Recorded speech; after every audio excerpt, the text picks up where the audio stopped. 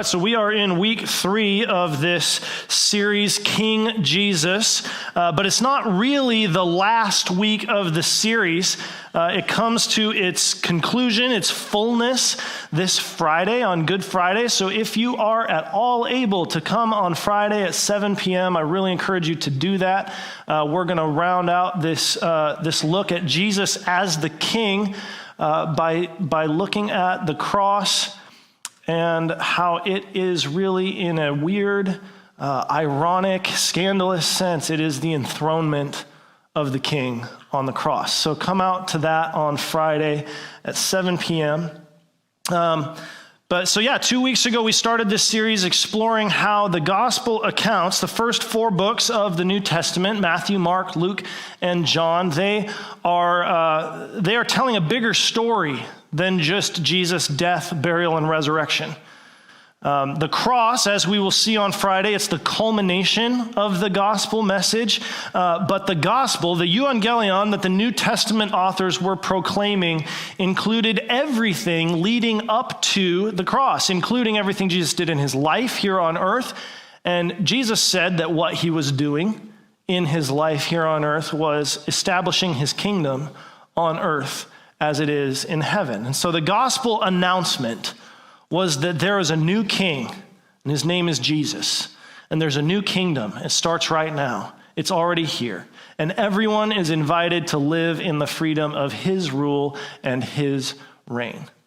And then last week, we took a look at Jesus starting to reveal himself as the king, and specifically that he let people in on the fact that he was the long-awaited Messiah.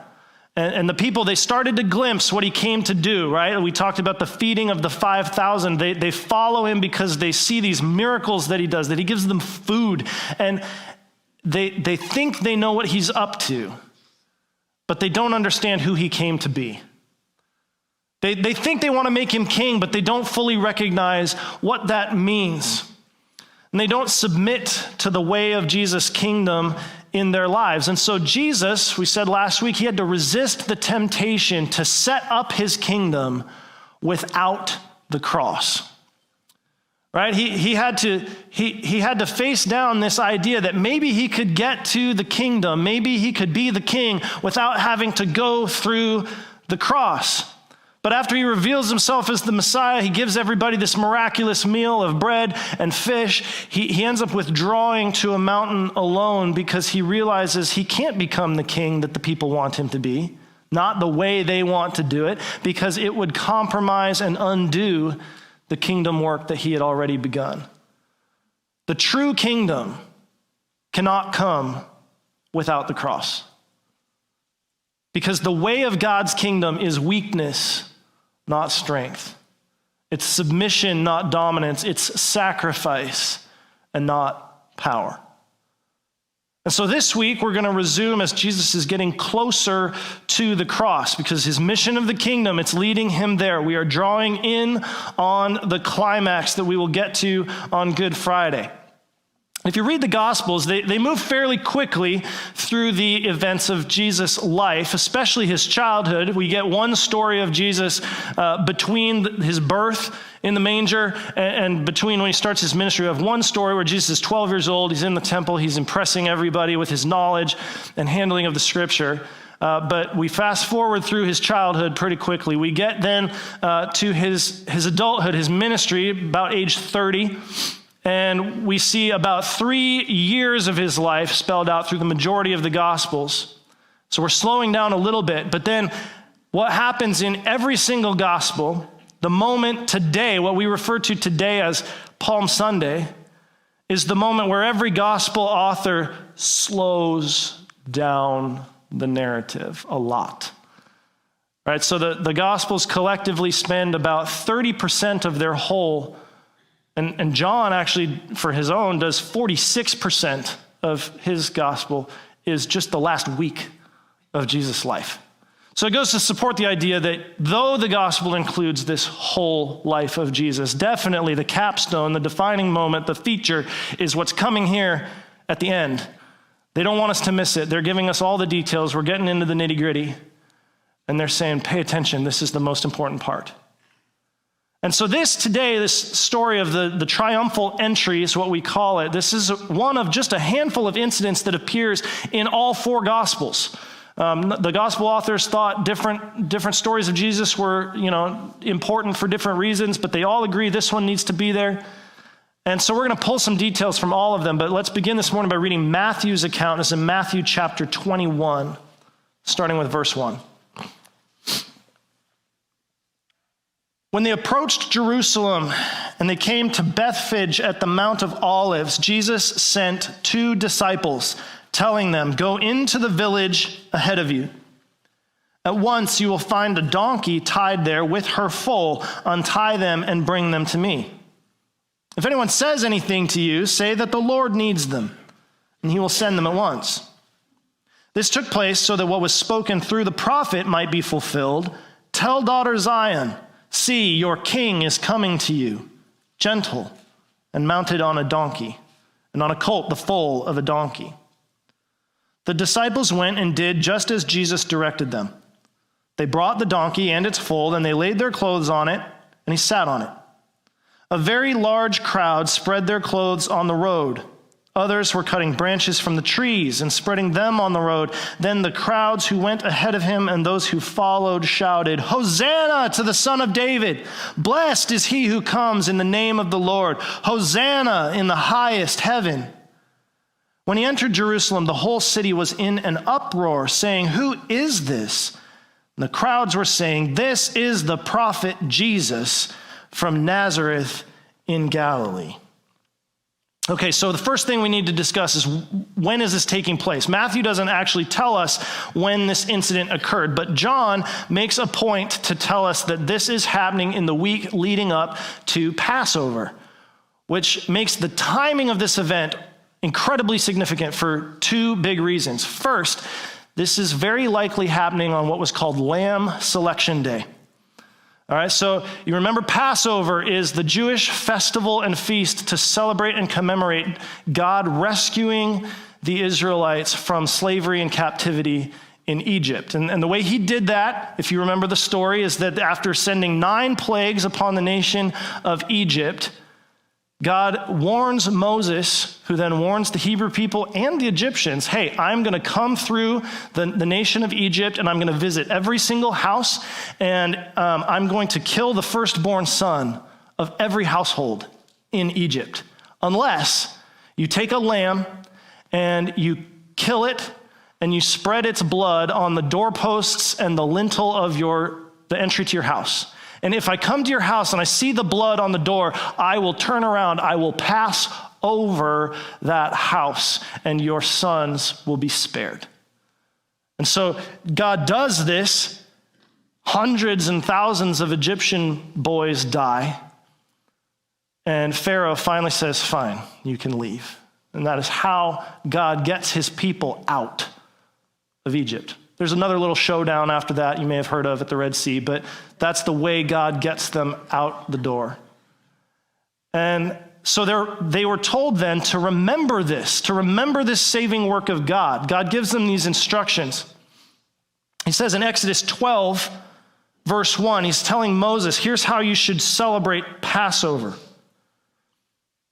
He says, "The Lord said to Moses and Aaron in the land of Egypt, 'This month is to be the beginning of months for you. It is the first month of your year.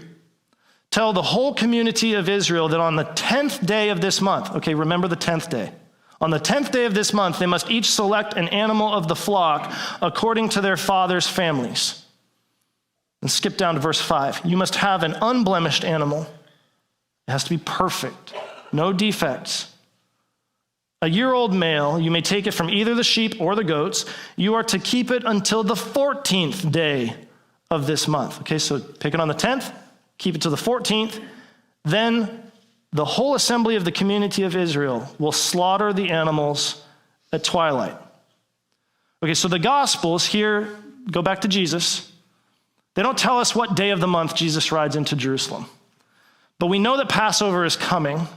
So that would have to be the day where all Jewish people are slaughtering the unblemished lambs at twilight. So that must be the 14th.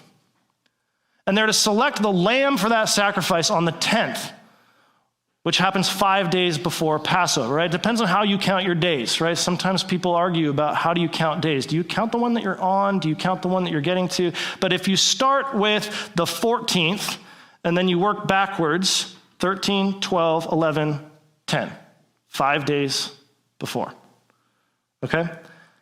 In John 12, verse 1, we're told that 6 days before the Passover, Jesus came to Bethany and had dinner with Mary and Martha and Lazarus, after he raises Lazarus from the dead. And then in John 12:12, John tells us that it's the next day that Jesus rides into Jerusalem. So we're 5 days before Passover on Lamb Selection Day. And it's Jesus, the Lamb of God, who takes away the sin of the world, coming into the city along with thousands of Jewish worshipers who are supposed to choose a lamb and celebrate Passover. And it's like he's saying, here I am. Pick me. I'm your lamb. Right? That's incredibly rich symbolism. It's incredibly significant. And I think that detail alone, like we could just say, like, that's the sermon. We got the nugget. That was cool. We just learned something amazing about the Bible. But God's pretty cool. He does more than one thing. Right, so that's one layer, but God orchestrates events in such a way that there is another reason the timing is significant. It has everything to do with not just Jesus as the Lamb, but Jesus as the King. And to understand that, we have to catch up a little bit on a little bit of Roman Empire and Jewish history, going back to when Jesus was a baby. All right, so when Jesus was born, King Herod the Great was the Roman ruler of Judea. And you can see on this map, his territory is in that like pinky orange color. All right, that's all the territory ruled by Herod the Great. Herod the Great was known for his remarkable building projects, including the rebuilding of the temple in Jerusalem, and he impressed Rome with his ability to pacify the Jewish people through intimidation and force. All right, you have to remember that the Jewish nation is being militarily occupied by the invading empire of Rome. They're under the boot of Rome, and Rome has to keep the Jews down somehow, right? And it's a bit of a challenge sometimes, and Herod is really good at it. This is the same Herod who ordered all the baby boys under 2 years old to be killed, just in case one was really a Jewish king who might unseat his authority. You remember at the Christmas story, the Magi come, they're looking for the newborn Jesus, and they make the mistake of going to King Herod and saying, hey, we heard there's a new king in Jerusalem. And he says, excuse me? Not that I know about, and to make sure, I'm going to kill all the little kids. And God protects Jesus by telling Joseph to take his family out of Israel, away from Jerusalem. Interestingly, they go to Egypt, and Jesus is spared. But this is the Herod that we're talking about. And this was important to Rome because even though the kingdom of Judea was small, especially when you compare it to the whole scope of the Roman Empire was huge. It stretched from Spain all the way to India and parts of Africa. Basically, the entire civilized world at the time was part of the Roman Empire, had been conquered by Rome. And even though Judea was small, it was incredibly strategic. It was important because it was known as the crossroads of the earth, kind of like how Indianapolis is sometimes referred to as the crossroads of America, right? Because all the trucks come through here. That was Judea. That was Jerusalem in particular. It was the central hub of a trade route. And so ideas that started in Jerusalem would very quickly make their way around the entire Roman Empire. And so Rome wanted to keep a tight hold on what was happening in Jerusalem so that it wouldn't get out to the rest of the empire. And they had a problem because the Jewish people, according to Rome, were rebellious, right? They're resistant to Rome. They didn't want to submit to Roman rule. They refused to acknowledge Caesar as a god.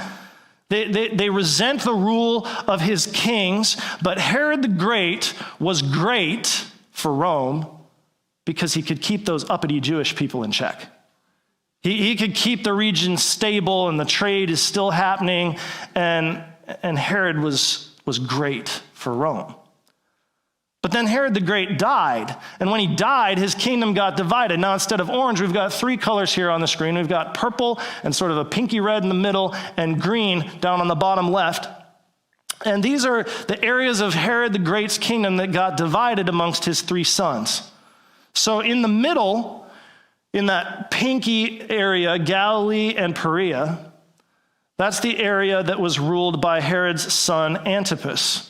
This is the Herod that you hear about throughout the Gospels. Whenever Jesus as an adult is interacting with Herod, that's the Herod we're talking about. Not Herod the Great, Herod's son, Herod Antipas. And then up on the north, you've got that purple region of Trachonitis, where Caesarea Philippi is the capital city of that area, and it's ruled by Philip the Tetrarch, or the governor of this northern part of the kingdom. And then the green area of Samaria and Judea, where Jerusalem is, was ruled by Herod Archelaus. And he had a problem. He was not as good at subduing the Jewish people in that portion of the kingdom as his father had been. There was constant political upheaval. You had riots, you had skirmishes, all sorts of unrest all the time. And Archelaus was actually deposed and exiled by Rome because he did a bad job. And they replaced him with a new governor. And the governor was known as the Bulldog of Rome. And his name was Pontius Pilate. And Pilate ran a tight ship, much more like Herod the Great. He represented Rome. He stood his ground against the Jewish people, and he wasn't going to have any Jewish uprisings on his watch.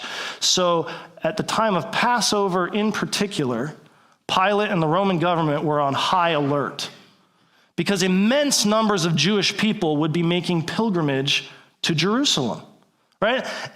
The ancient historian Josephus recorded one Passover celebration where over 2.7 million Jews came to Jerusalem. That's not including like foreigners who weren't Jewish. It's not including people who already live in Jerusalem who have nothing to do with visiting the temple or celebrating Passover. This is just 2.7 million Jewish people descending on the city of Jerusalem to celebrate Passover.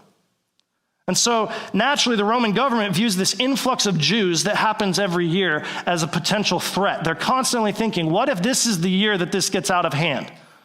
What if this is the year that these Jews get a big idea? What if this is the year that they remember that what they're celebrating is a festival that commemorates the miraculous deliverance of the world's from underneath the world's greatest superpower? All right, this is a story that Rome doesn't want Israel to remember. They don't like Passover. It's dangerous. And the last thing Rome wanted was for the Jews to start getting the idea that they could be freed from oppression again. And so as a show of force, each year at the time of Passover, Pilate himself would travel from his home in Caesarea, not Caesarea Philippi, a different Caesarea on the coast. So let's go to that next slide there. We've got Caesarea on the upper left. This is Pilate's route to Jerusalem. He would go down the coastal road and then turn and come into Jerusalem from the west. And he would come riding on a white horse with soldiers and trumpets and heralds, and he's making the clear message to the Jews, don't get any ideas. Don't you even think about it. You can have your little Passover celebration, but you're never getting out from underneath the boot of the Roman Empire. Don't even try. So contrast this image of the Roman Empire, right? The ruler on the war horse with soldiers and armor and weapons bringing fear and dominance. He's coming into the western side of the city. But look at that green line. That's the route Jesus took into Jerusalem. And he's coming from the east as a humble king, riding on a donkey with his band of fishermen disciples, bringing peace and sacrifice. So not only is Jesus the Lamb entering the city on Lamb Selection Day, he's the challenging king entering the city to declare peace instead of war, which is exactly what Matthew highlights by quoting from Zechariah 9. He says, In Zechariah 9, verse 9, the prophet says, "Rejoice greatly, daughter Zion. Shout in triumph, daughter Jerusalem. Look, your king is coming to you. He is righteous and victorious, but he's humble and riding on a donkey, on a colt, the foal of a donkey." Now, before you get confused, they're just specifying this is a young donkey, okay? There's like some people who are like, how do you ride two animals at once? He rode one. We're just being clear. It's a young donkey to really fit the specifics of this prophetic word. And Matthew is kind enough to us as future readers to just go ahead and include this direct quote from Zechariah. But this was another moment where, like, in the moment, the Jewish people would have instantly understood the symbolism that you and I think without Matthew's help, we wouldn't get it. Right? As soon as these people, all these people traveling into Jerusalem, as soon as they see this rabbi get on a donkey's colt to enter the city, they immediately recognize Zechariah's promise. This is it. This is the king that they've been waiting for. And so they start grabbing branches from the trees. It's actually only John in his telling that tells us specifically they grab palm branches. They grab these branches, they start waving them, they start laying them in the road. And I'm going to tell you something. My whole life, I was told, I've heard this explained, I thought this was simply first century red carpet treatment, right? Like, we're just literally covering up the dust so that the king doesn't have to walk on it, right? Like, that was the extent of my understanding of the palms. And I'd guess that many of you, if you think back to any Palm Sunday service that you've been to, you're told they're honoring Jesus. They're acknowledging he's the Messiah who was to come. They're worshiping and praising him as they came into Jerusalem, yes? But what we've been doing throughout this whole series is taking things we thought we understood and we're turning them on their heads a little bit. And there's something else here. Right? Even still as a culture, we include the palms as like part of our Easter, motif, right? I was in Kroger the other day and they had a huge display. You know when you walk into Kroger and you're just trying to get your groceries and you want to go to the produce section, but they block it with a large display of something floral or like balloons or what, right? I walked in the other day and the obstruction in the path where the cart really should go, it was Easter lilies for Easter. But then they had built a pillar in the middle out of palm fronds. I was like, man, we still on it with the palms. Like, we live in Indiana. They're not going to live. Like, this is not Florida. But we got the palms. We tie it in. We think this is part of it. But there was actually a whole different Jewish festival, not Passover. It was called Sukkot. It is also described in Zechariah, where Jews would wave palm fronds as part of the celebration. And I wish I had time today to really dig into that, because there is a whole bunch of possible connections to Sukkot and what's happening here in the triumphal entry, particularly in Matthew's telling. But there's another detail that happens more recently in Jewish history than Zechariah's prophecy about Sukkot. The Jewish people had grabbed the imagery of palm fronds and moved it to a different event. Something that happened in the intertestamental period between the Old Testament and the New Testament. You ever wonder what happens between Malachi and Matthew? There's stuff that happens. And we didn't include it in our Bibles because the early church wasn't convinced that the people who wrote it down had actually been inspired by God. But they never said, don't read those. They never said these are wrong. They just said they're not scripture, but they are useful history. And we read in those, and we also read in other historical writings like Josephus, that a very key event happened in that intertestamental period. And it's where a young Jew named Judah Maccabee led the Jewish people in a revolt against the Roman army, and he won. Temporarily, Rome was staved off by the actions of Judah Maccabee and a band of Jews going crazy to defend Jerusalem. All right? And in that history, the Jewish people grabbed the imagery of palm fronds from Sukkot and said, let's use that to celebrate the Maccabean revolt. And so they used palm fronds to commemorate this uprising. And the palm fronds actually became the symbol of the Jewish zealot party that was still active in Jesus' day. They were actively trying to unseat the Roman Empire in Judea. There's some historical and scholarly evidence that shows that if you were a member of the zealot party, like Simon the Zealot, who was one of Jesus' disciples, if you were a member of the zealot party, you would take a vow that if you found out you were in a room with a Roman, that one of you was not leaving alive. This was your job. Kill any Roman you come across, and if you can't, you die trying. They would keep a dagger up their sleeve so they could assassinate anybody at a moment's notice. These guys were like militia, terrorists, like guerrilla activists trying to reclaim the kingdom of Jerusalem for the Jewish people, trying to get it out from underneath Rome. And at some point in time, because of all this zealot activity, it actually became a capital offense to brandish a palm frond in the Roman Empire because it signified rebellion and uprising.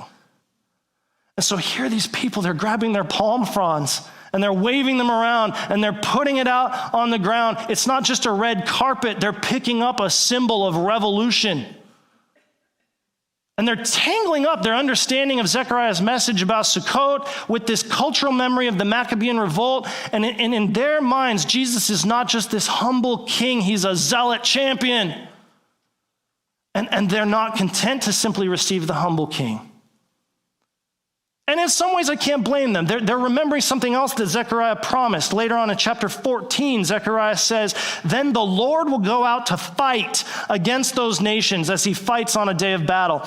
On that day, his feet will stand on the Mount of Olives, which faces Jerusalem on the east." Where's Jesus coming from? Mount of Olives. He's coming from the east. The Mount of Olives will be split in half from east to west, forming a huge valley so that half the mountain will move to the north and half to the south. Well, here's the king coming from the east, coming from the Mount of Olives, entering Jerusalem. And I think they're almost right. He is going to war, but not against the things or the people or the rulers that they think he's going to war with. Right? They think he's here to do battle with Rome. That's all their eyes can see. They're looking at the here and now. They're looking at this world. They're looking at our political structures. They're looking at their culture. And they're saying, oh, he's here for that. Jesus was entering Jerusalem to do battle with sin and death and Satan and the power of hell. He's doing so much more than they can see. And he's always doing so much more than we can see. Right? They're so close to understanding it, which kind of scares me because I think there's probably a lot of things that I am so close to understanding and I miss it by miles. They're not able to see what Jesus is really up to. They want freedom from Rome, but they don't realize they're enslaved to their sin. They're asking for violence. They don't understand that their king came to bring peace. They chant, "Hosanna, Lord, save us." But they don't even see what they really need saving from. I think what's going on here is they had unwittingly bought into a false gospel. An incomplete good news, right? A false gospel is not always opposite of the true gospel. Sometimes it just stops short. They had limited their understanding to what Jesus was going to do, what he was going to free them from, to too short a scope. Oh, he's going to free us from Rome. He's going to fix our culture. He's going to fix our world. He's doing way more than that, folks. And Jesus, he comes into the city, Luke chapter 19, he's telling this story. It says Jesus weeps over their choice, right? Luke says, as Jesus approached and he saw the city, as he saw Jerusalem, he wept for it.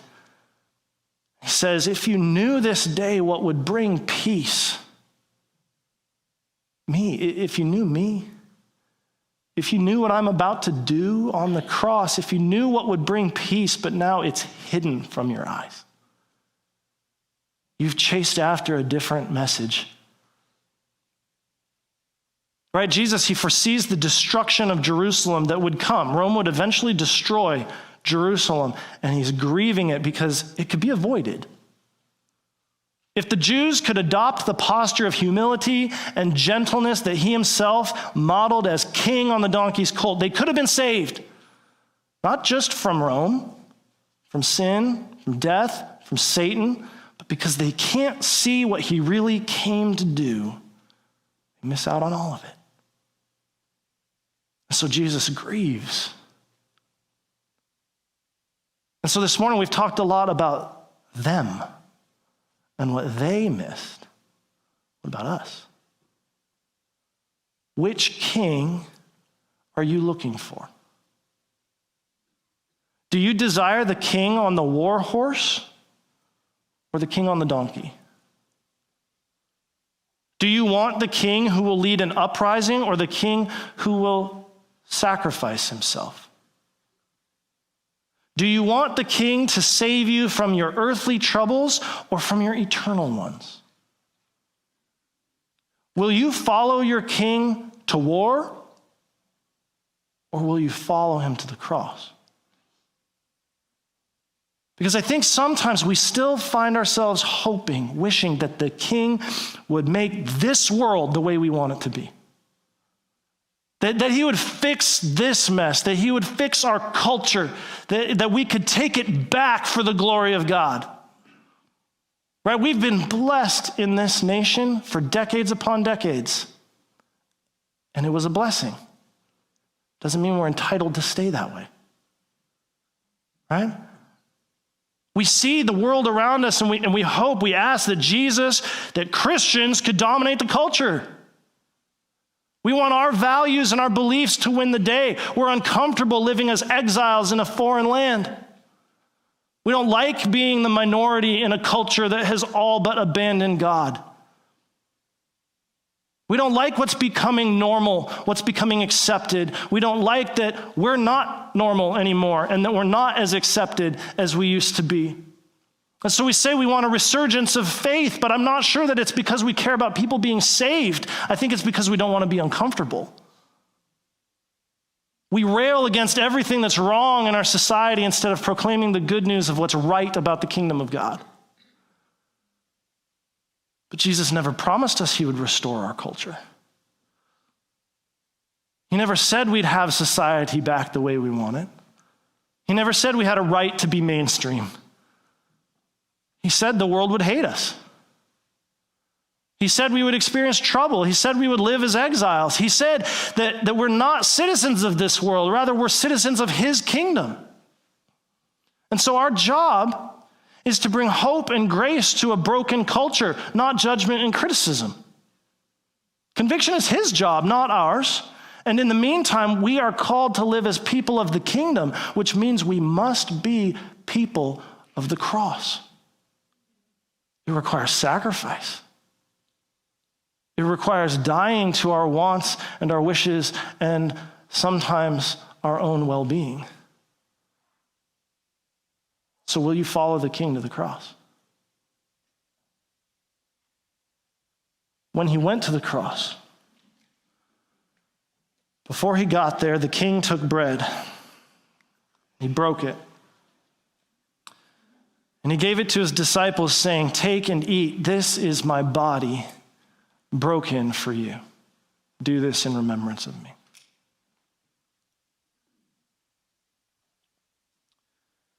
And then he took a cup and he said, "This is the blood of the covenant, poured out for many for the forgiveness of sins. Each time you drink, remember me." Well, King Jesus, Lord, I pray that we would be people of the cross. I pray that we would be a people willing to sacrifice, willing to love to the point of death in a culture that doesn't understand. And I pray you'd use that. I pray that you would reach people in our culture. But at the end of the day, God, I need a heart that wants your kingdom more than I want my culture. And so I pray, God, that your kingdom would come in me, in us, through us. And that, yes, one day you will come again, you will set your foot on the holy mountain, and you will finish restoring things back to the way you made them to be. But in the meantime, make me more like you. Humble, on a stinky donkey. I pray these things in your name. Hi, I'm Pastor Rob, and I just want to thank you for joining us online today. And one of the things that we believe here at FCC is that you can't do life alone. And so while we're grateful for the technology that allows us to live stream and archive our services and sermons, the reality is that online pales in comparison to coming in person and being with people and interacting face to face. And so our encouragement to you is that if you're local here, that you would come check us out in person, and we'd love to get to know you and help you get connected here. If you're not local, then our encouragement is that you would find a church near where you are, that you can build relationships there. If you'd like more information about FCC, or you'd like to give online, or you'd like to submit a prayer request, or even let us know that you're coming this Sunday, you can do all that on our website, fortvillechristian.com. We would love to see you here.